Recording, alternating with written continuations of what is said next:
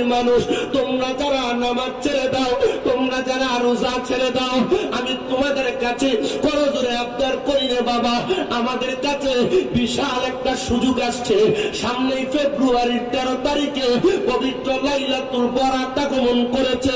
যদি তোমরা লাইলাতুল বরাতের আগের দিনে মানে 2 ফেব্রুয়ারিতে একটা রোজা রাখা, 3 ফেব্রুয়ারিতে একটা রোজা রাখা, 4 ফেব্রুয়ারিতে রোজা রাখা, তোমরা যদি আল্লাহ তাআলার কাছে লাইলাতুল বরাতের রজনীতে মাগরিবের নামাজের ওয়াক্ত যখন হয়ে যাবে, ওই সময় যদি গোসল কইরা মসজিদে প্রবেশ করে কুমুনাই লুগার অন্তর্ভুক্ত হতে পারো, আল্লাহ তাআলার রাতে দাঁড়ায় দাঁড়ায় ইবাদতের মাধ্যমে নামাজের মাধ্যমে স্মরণ করতে পারো।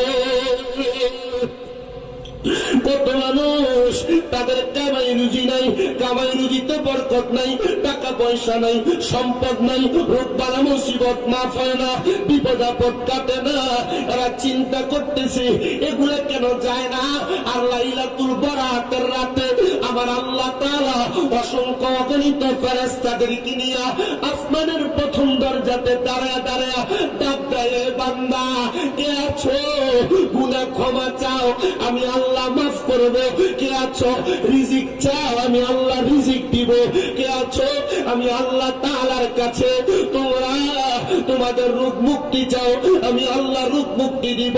সন্ধ্যা থেকে সুবহ সাদিকের রাত পর্যন্ত আল্লাহ তাআলা বান্দারে ডাকতে থাকে, এ বান্দা, এ পর্দার অন্তরালের মা, আল্লাহর ওয়াস্তে সবার কাছে ক্ষমা প্রার্থনা করি আর বলি, লাইলাতুল বরাতের কাজে লাগাও।